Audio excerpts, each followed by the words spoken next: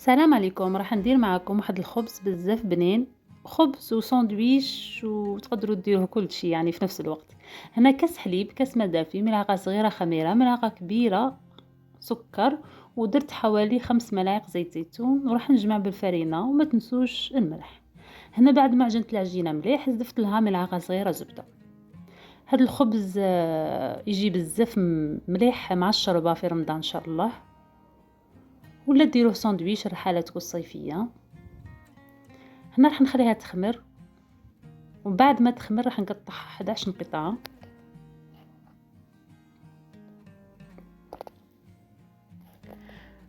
راح نبدا نحل في الاولى، نحلها بشكل طولي ونلفها على بعضها كيما نديرو في خبز الباغيت.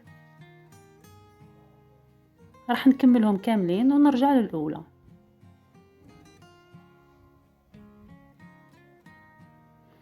هنا الاولى فتحتها على شكل حربوش، نلفها على بعضها شويه ومن بعد نضفرها.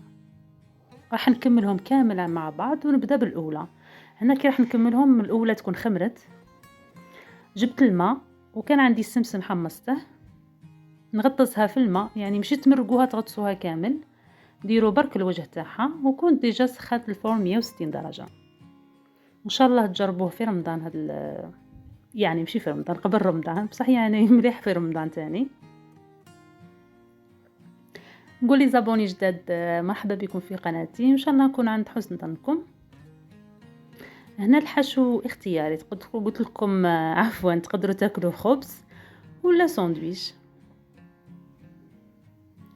واللي يشوف الفيديو اول مره نقولك ما تنساش تفعل تشترك وتفعل الجرس. يعطيكم الصحه والسلام.